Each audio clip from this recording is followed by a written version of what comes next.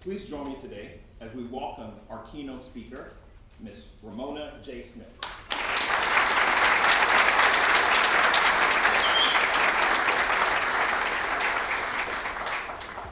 I'm your favorite cousin's favorite cousin. Yep. I'm your favorite cousin's favorite cousin. Mic check, 1, 2, 1, 2. How y'all doing this morning? We about to have a good time, y'all ready? You gonna have to pay for this makeup because you brought me to tears. Beautiful. Thank you guys so very much. You guys are so talented. I hope you know that. If you didn't know, now you know. I'm telling you. Don't we agree? Yeah. Absolutely. All right, y'all my cousins now, right? I'm gonna see if we really related. Let me see. In West Philadelphia, on the playground is where I spent chilling out, maxing, relaxing, all cool and all, shooting some b-ball, all out of the school winner. Started making trouble with her. I got it. And my mom got scared and said, "Hey, I wish for a cabin when he came. He didn't like the place that crazy had a nice little there. If anything that I can say with this cab was well, but I thought, man, forget it, yo. I pulled up to the house box, and I yelled to the cabin, yo, looked at my kingdom, I was finally there, and stood on my phone as a, oh, we related. Oh, yeah, we related. All right, now. They're like, what? What are you talking about? I want to thank you guys for having me today. Thank you to the best. Like, we the best? Is that what we are? We the best? The Black Employee Success Team. Big ups. Shout out. This is major. Thank you all so much for having me here today. Thank you for putting this event together. This is in the 29th annual? Had no idea. So thank you guys so much for this. Special thank you, big thank you to Mrs. Alexis Johnson, Mr. Brian. Yeah, she did some things to get some time. We see you. President Mr. Brian Taylor, I don't see him. I know. Oh, there you are. Thank you. To all the other leaders, to all the other team members here at Exxon, I just want to say thank you for allowing me to spend this time with you all. Before I move forward, I will go and put my head out. I'm not looking at anyone, but it is a tradition for the up-and-coming generation to ask for permission from our elders to continue. So if you are, I'm not looking, if you are over the age of 62 and we have permission to keep going, just say, yeah, girl. Yeah. And there it is. So thank you all. I want to know how many of you are artists here? Aside from you guys, we know you are. But do you play right? Do you play an instrument? Do you write poetry? Do you rap? Do you sing? Okay, we got a couple artists in the building. That's wonderful. It's a beautiful way to show our love for the arts, the way we express ourselves. Because we know that art is love, art is life, and we all were created to create, right? We were created to create. Art is a gift, and we must share our gifts with the world. This morning, I'm so honored to be a reflection of our ancestors as we pay tribute to the African American arts and artists that have created and continue to create music and choreography and films and paintings and poems and so much more. After our time together, my hope is that you leave inspired to create and lead like never before. During our time together this morning, I want to share some insights on 3 topics. The first topic is the art of leadership with an emphasis on self-love. The second point is how to master your creativity. And finally, we'll talk about how to use your gifts and talents to influence and inspire.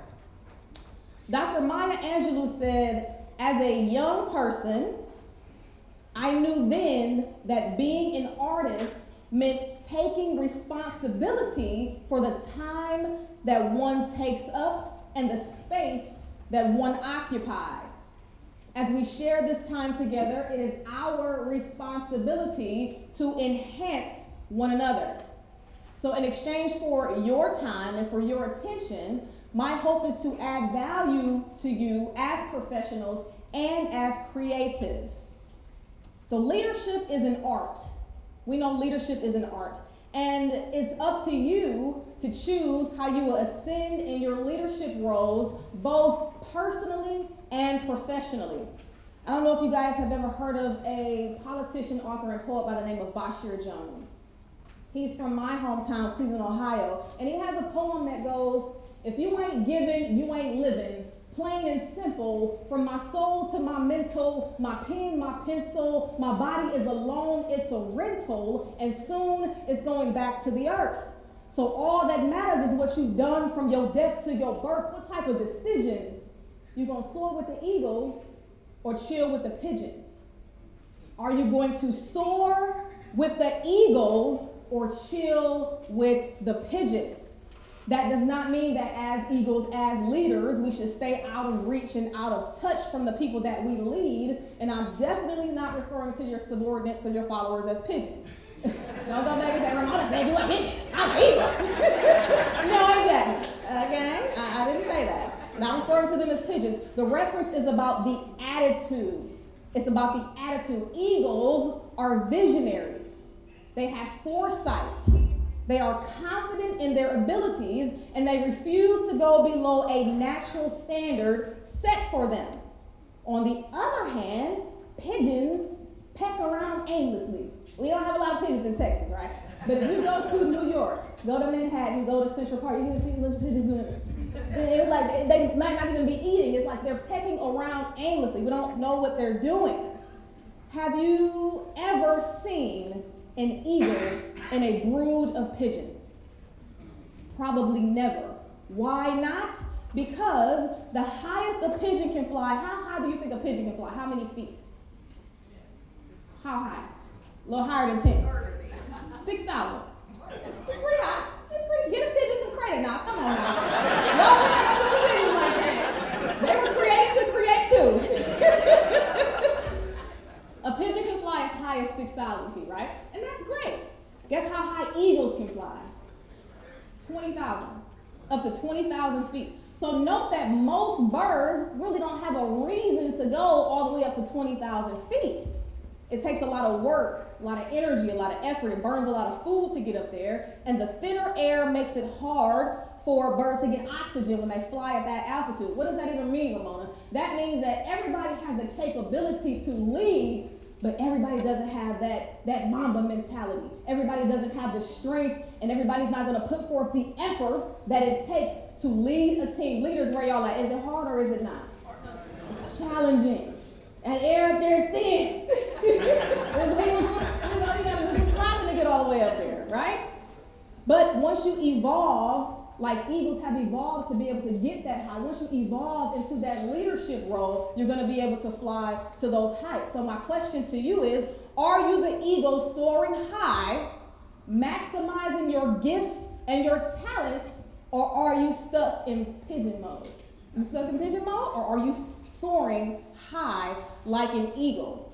Pigeons are not utilizing, the pigeon mindset is not utilizing skills and not putting forth your best effort. Dr. Bashir Jones also said, I ain't afraid of cancer or bullets.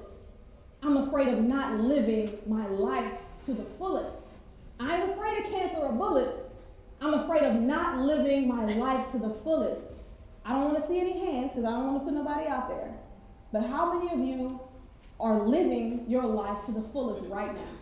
You're living your life to the fullest. You're happy, you're joyful, you're rich, you're successful, everything is great. It's not the majority of us. But if you are not living your life to the fullest, I have a simple way to help you start to get there. Very simple. It's not going to be complex. I want you to think of a theme song for your life.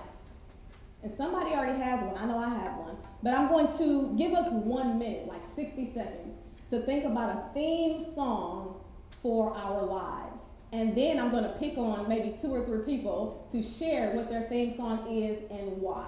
So I'm going to set a timer for 60 seconds, and I want you to think about your theme song. And go.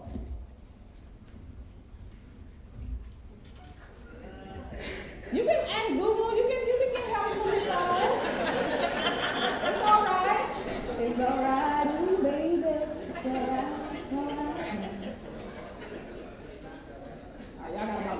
5 seconds now.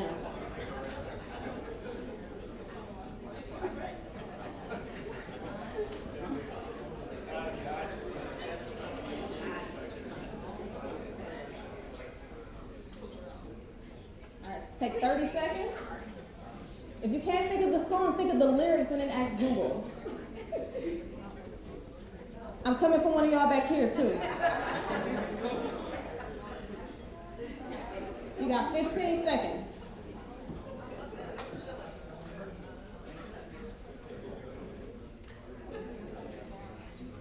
And 5, 4, 3, 2, and 1.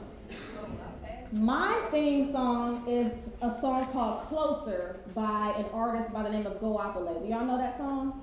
She talks about closer to my dreams. I can't sing like you, but I can hold a little notey note. And she talks about the journey of achieving her dreams. And she talks about how strong she feels about her purpose. And even though sometimes it feels like she's never going to reach it, she's going to keep climbing, getting closer and closer to her dreams. That is my theme song. Who's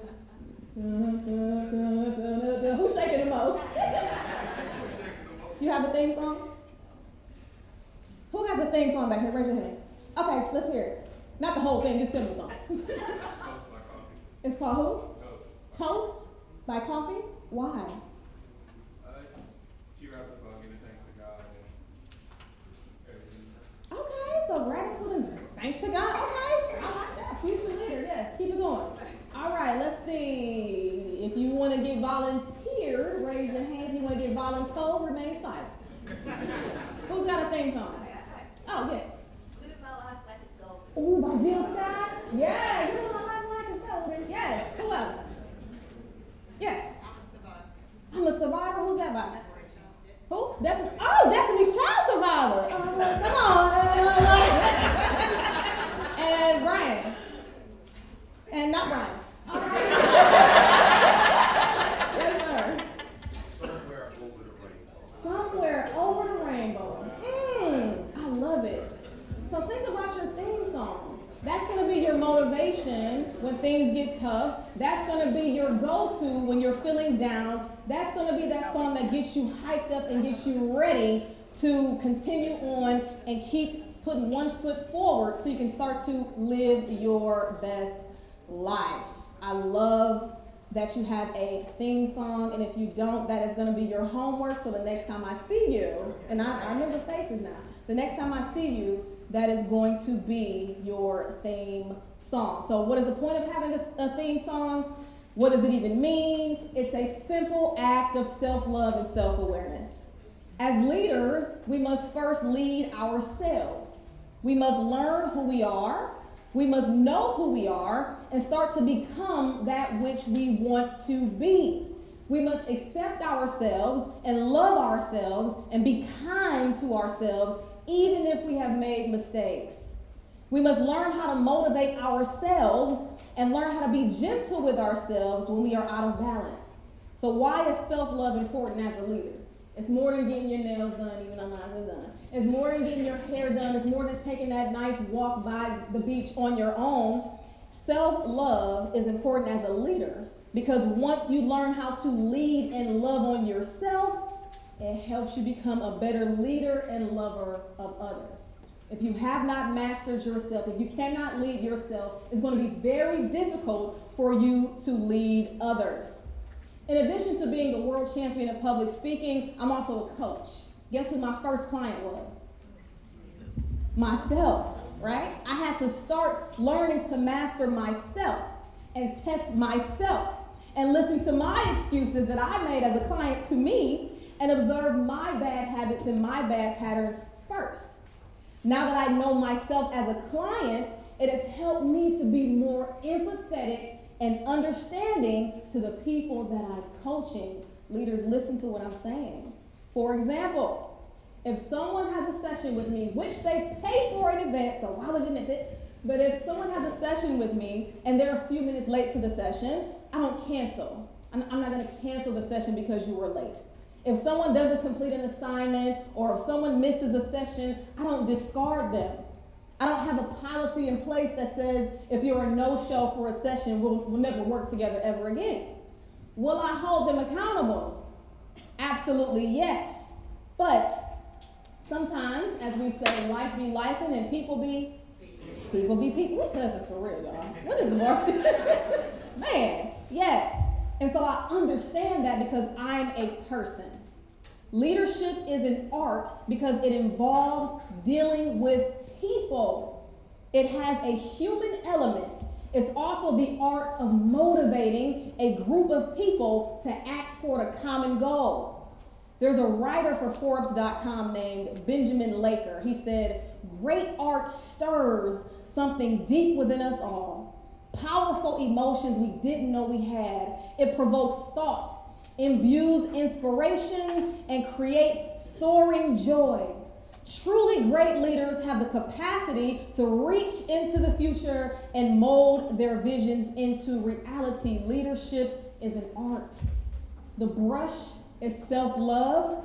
The people are the canvas, and the paint is your vision and your creativity." So as leaders, how do we master our creativity? How do we master our creativity? How do we find our leadership style and lead uniquely and creatively?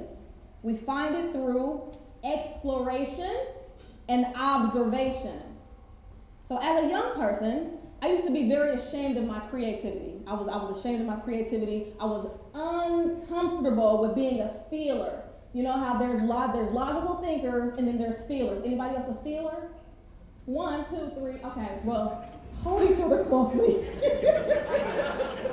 I was very ashamed of being a feeler. One of my aunts, her name was Aunt Dot, she said I had soft feelings. Anybody ever been told they had soft feelings? I was a kid when she told me that, so I didn't even know what that meant. What does that even mean? Am I soft? Am I punk? What does that even mean? So I took it as something negative. Also, when I was younger, words often hurt my feelings. And like I mentioned, I wasn't a deep critical thinker. How many deep critical thinkers we have? Food. No, we need y'all. But growing up, the rational and logical thinkers, they were praised. People who cried all the time or people who would feel their way through a problem to the solution, we didn't really get a lot of praise.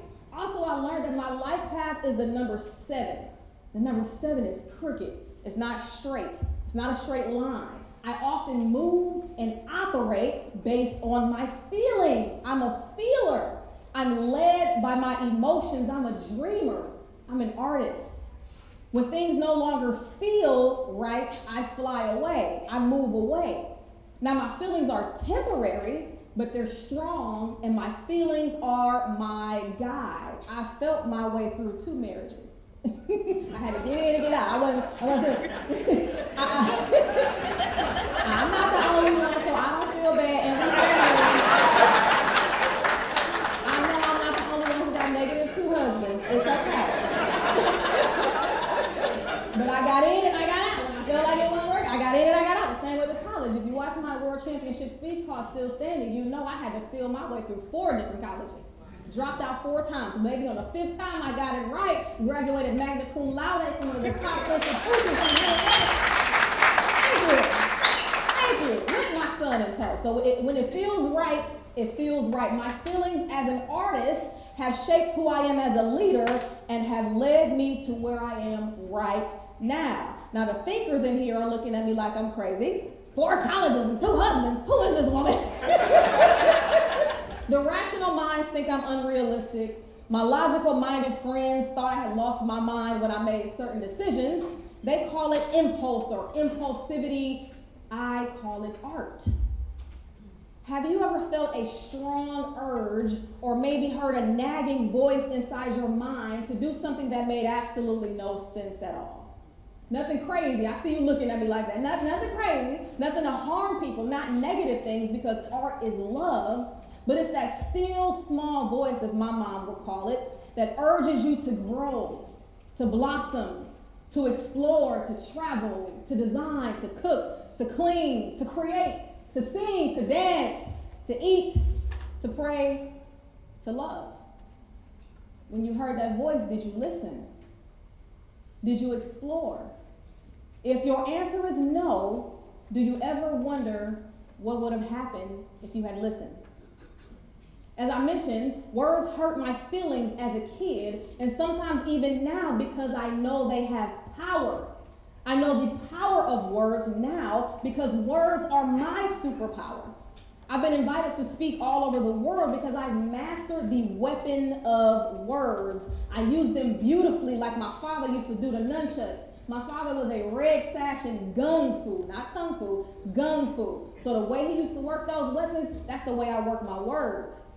I use words to build, to amaze, to inspire, because I know that words can build a nation or destroy an empire. In my own special way, I was able to master my creativity, which is the art of public speaking. And I've learned how to translate that emotional process into a logical process. And I'll share that with you now. Here are 6 ways that you can master your creativity. They say if you want to master an art, you have to deliberately practice. So the first way to master your creativity is to, of course, establish well-defined and specific goals. We all know that goals are the roadmap. Goals are how you measure what you've achieved. In my pursuit of mastering the art of public speaking, I had to ask myself, what do I want to accomplish as a speaker? I want to transform lives globally using the power of words. So what was my goal? I'm going to conquer that world stage, and I did that in 2018, but it started as a goal. As leaders, what impact do you want to have on your team, your customers, and your community? It's a new year, right? It's new goals, new quarter. To master any skill, you have to have a roadmap. Number 2, breaking down those tasks into parts and plans and making a practice plan. Making a specific plan of when and how long you want to practice each part. As leaders, what is your practice plan? Is it professional development, attending seminars and workshops? What are you going to do to improve your leadership skills? Next, get feedback from a master. How many of us have mentors? How many of us have people who we can shadow? How many of us have a relationship with a professional who's already doing the things that you want to do? Number 4, give each part your full attention. Who's ever been in the flow? You know what that feels like, being in the flow? When you forget about time, when you're doing something and nothing else in the world ever matters.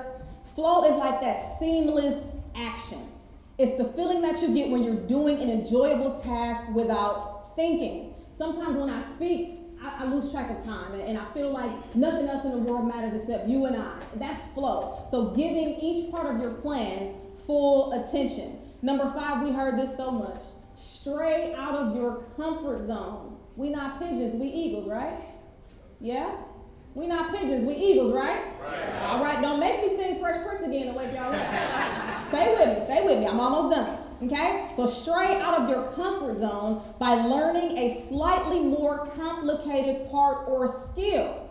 But even when you stray out of your comfort zone, it's gonna get uncomfortable. You might get discouraged, but you're stretching yourself. So leaders, I encourage you to apply for that leadership position. Volunteer when leadership opportunities arise. Start to speak up in meetings where you have innovative thoughts, ideas, or better solutions. And finally, number 6, this is going to be the most challenging one. How do you maintain your motivation? You go to your theme song, right? That's one way to maintain your motivation. Motivation is mastery's fuel. So what are your emotional, logical, and logistical reasons to continue so that you don't quit? My 2 motivations, my son and my purpose. Before becoming a mom, I was what's called rudderless. Anybody know anything about boats? What's a rudder? What does it do for the boat? Direction. I had no direction, which is why I'm bouncing around from here and here and here and there. But anyone who has children or people who look up to you, teachers, you have students, leaders, you have people looking up to you, it motivates you to want to do better. So once I became a mom and I knew this little kid was looking up to me for every single thing, he fueled me to go as far as I could in life so that he could then go further. When I discovered that speaking was my purpose when I was 19, I knew that I was put on this earth to do it. It started to make life make sense. So even when I tried to run away from my passion, it chased me down. You ever try to run away from your passion? You ever try to quit on what you were great at? It will hunt you down. It will never let up, because this is what you were born to do. So how do we master our creativity? We establish a well-defined and specific goal. We break down those tasks into parts by making a practice plan. We get feedback from a master. We give each part our full attention, stray out of our comfort zone, and maintain our motivation. So now that you know how to practice deliberately to master your creativity, now you have to use your skills and influence to inspire. I'm gonna ask you a question. What is a gift? What's a gift? A what? A gift is something you get for somebody, right? A gift is something you go to the store, you buy for somebody. Is it a gift if you never give it to them? And then some of y'all still got y'all Christmas trees up right now. I ain't looking at nobody. But is it a gift if it's not given? Of course it's not a gift. Can you imagine, even just look around this room, can you imagine if your favorite artist, your favorite teacher, your favorite actor, or someone who you truly look up to would have kept their gifts inside? That person who motivated you, that teacher that pushed you the extra mile. What if they would have never said that? What if certain people would have never invented things? Can you imagine what this room would look like if inventors had held on to their brilliant gifts? I think about Garrett Morgan. He grew up in my hometown of Cleveland, Ohio, with the traffic light. We already can't drive in Houston. Imagine not having traffic lights or the gas mask. I think about Richard Spikes, who was a Texan, with the automatic gear shift. And I think about, for my cousins, I think about Madam C.J. Walker. And that blessed hot comb that's part of her patented pressing system, baby. This silk press wouldn't be pressing without Madam C.J. Walker. So I'm thankful for people like them, and I'm grateful for people like Amy Ayana, who was my first public speaking coach. She's the reason why I call myself the Ladybug Speaker. I'm grateful for people like Mike Oatman, who was my first acting coach, and he told me to stop being afraid to look stupid on stage. And I learned from that I don't have to worry about being judged. So in 2018, when I got on that stage, and my theme for the Still Standing speech was boxing. And I was up on stage in front of 2,000 people in heels, and I threw a jab and I called it a hook. But I wasn't afraid to look stupid on stage.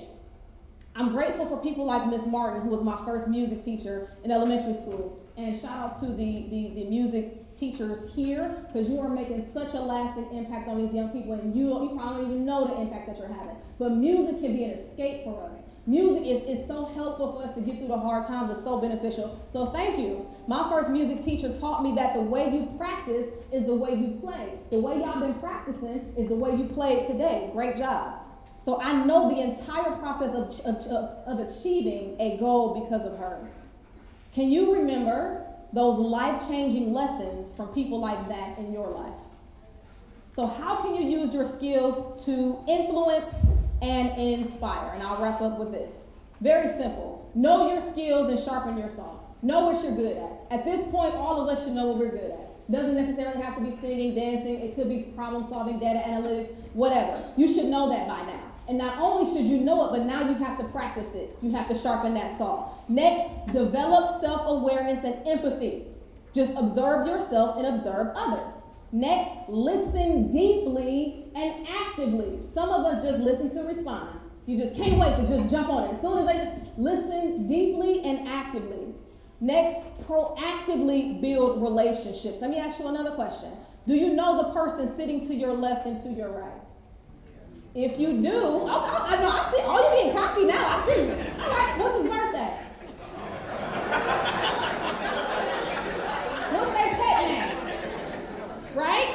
Are you someone who they would invite to hang out outside of work?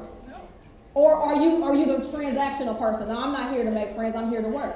We need to proactively build relationships. And then we need to use language that builds. We know the power of words. Are you as a leader using your words to build or to divide, demean, and destroy? And finally, building trust. Can your team count on you to lead creatively and motivate them to act towards a common goal? The artful leader masters her creativity to inspire and influence others. She deliberately practices the art of leadership, placing an emphasis on self-love. She shares her gifts and skills to inspire and influence. As I close, my challenge to you is to set a standard of excellence for yourself in everything you do. How about this? Set Black excellence as the standard. If you are not striving towards excellence, you have to dream bigger, shine brighter, and push harder. Do not be ashamed of who you are. If you have melanin, it is a gift. When I look into your eyes, I feel the black girl magic and the black boy joy. I can feel that when I look at you. We naturally shine. We are artists. We are art. Art is love. Art is life. Art is you. Use your brushes to create beauty on the canvases of every person you meet. Leadership is an art. The brush is self-love. The people are the canvas, and the paint is your vision and creativity. Thank you.